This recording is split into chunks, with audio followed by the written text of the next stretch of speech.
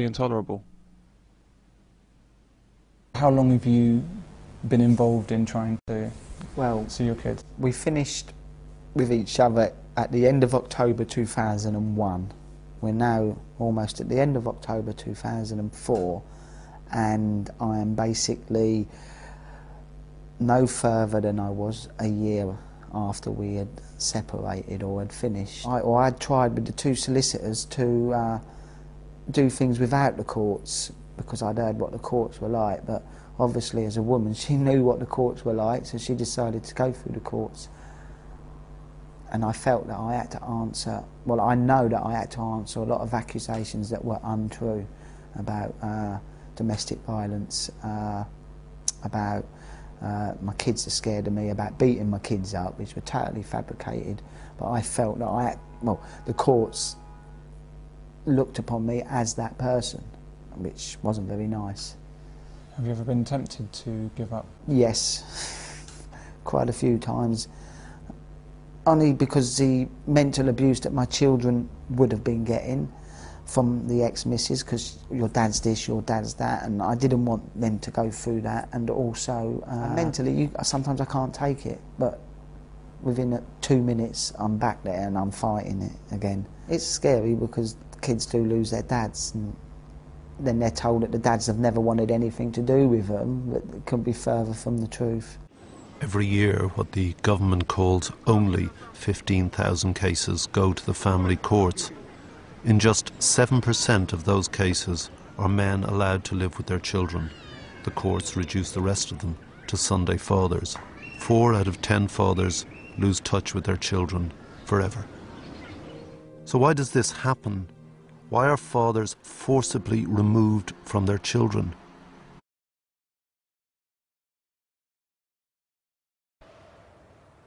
While society is changing, what is still the fact is that women take the prime responsibility for caring and bringing up the child, and that's still, you can see that in the patterns of work, you can see that in who's at the school gates picking up the children, you can see that in who takes the children to the doctors, who takes the children to the dentist. Indeed, but who enables her to do this? Who pays for the dentist bills? Who's sacrificing time with the child so that she can do these things? Nobody appreciates Dad. Nobody ever says, "Hey, Daddy, thanks for knocking out this rent." "Hey, Daddy, I sure love this hot water." "Hey, Daddy, it's easy to read with all this light." If the child is already living with the mum, the judge may well decide that that's in the best interest of the child to continue. But that's wrong. Well, that may be your view. The whole idea of the primary caregiver and the best interests of the child is flawed. It's simply a weapon used against fathers to belittle them and make it acceptable to remove them from parenting. By arguing that the mother is somehow more important and more relevant for the care of the child, it's easier in our minds to discount the father and regard him as superfluous. But the father is certainly not superfluous. The family is one unit and is indivisible. Any attempt to define the father's role as somehow less important is an attack on family and a hate crime against men. So, for example, in some of these relocation cases, what you've seen being argued on the, let's say it's the father who's worried he's not going to see his children again because he lives in Cornwall and the wife wants to move to Scotland or Australia. He argues that it's in the child's interest to have contact with him as his father, that the child will be damaged and will suffer if it doesn't have that contact, and it will lose out on that relationship. I only need to assess the family dynamic for the court. Well, it's simple. Carla and I both love our son, but she's trying to take him away from me so her new husband can pursue his career. How do you feel about him?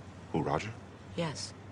He's a decent guy, I guess. Good to your son? Yeah, sure. Loves him? Look, why are we talking about Roger? Who cares about Roger? This is about me, Reese, and Carla. Like it or not, he factors into this. Well, how do you think you'd deal with it if Carla was able to take Reese out of the country? That's not going to happen. If it did?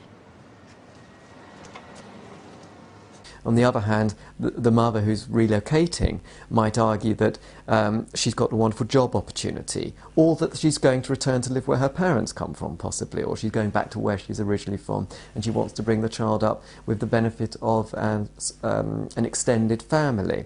Why are you doing this? Why am I doing this? Restraining orders and lawyers. Carla, I only have one son. Roger can get another damn job. This is a great opportunity for us, Peter. What about Reese, huh? You ever think about that? I mean, you want to take him away from his father?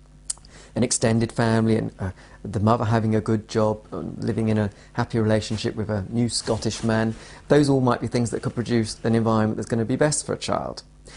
And again, you have to weigh them up, and it's very difficult, these balancing acts. There's no right or wrong in them. They are balancing acts. There is no complexity and there is no balancing act. If a woman decides to have a child with a man, then she must live with the consequences of that decision, and this includes fewer freedoms to relocate. It's literally amazing that in our supposedly male-dominated society, fathers' rights are up for debate.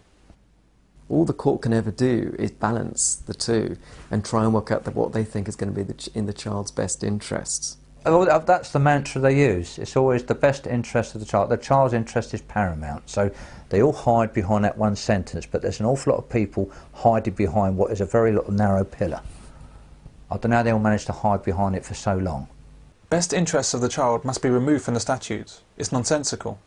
The best interests of the child are indivisible from the best interests of family. One cannot profess to care about children if you don't also care about the parents. Both parents. The best interest of the child is that he has a mother who is responsible in her choice of father.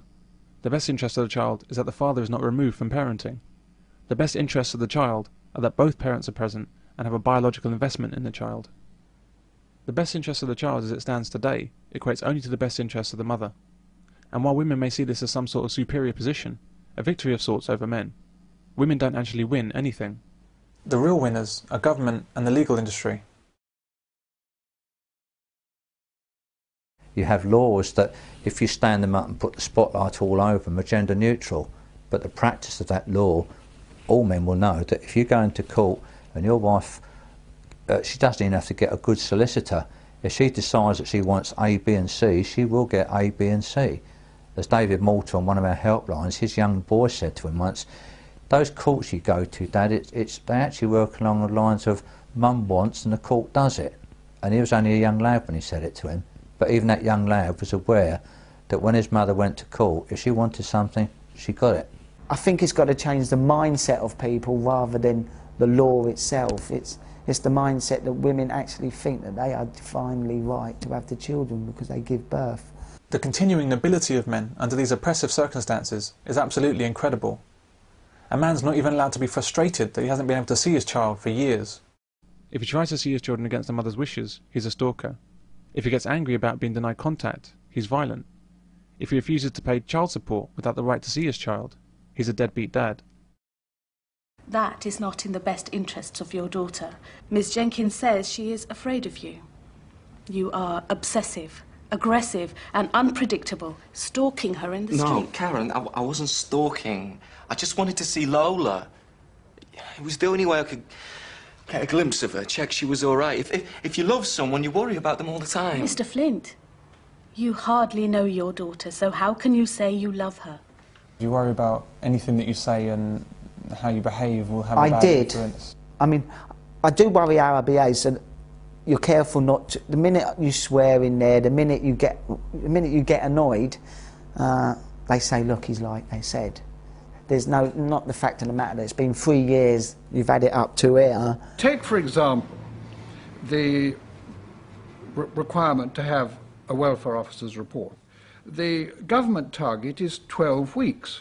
Now that's 3 months before you get a report. In fact, it seldom takes 3 months.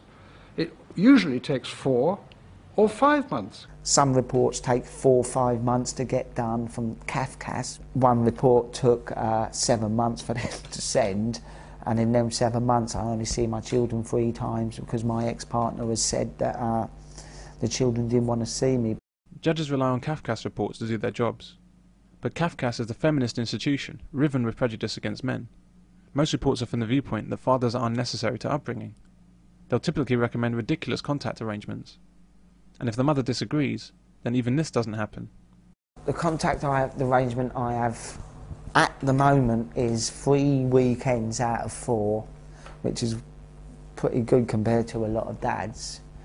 But that's because she don't want my children at the weekend so she can go out. But so if it weren't in her interest, it wouldn't be me having the children. And for a year she wouldn't let me see my daughter.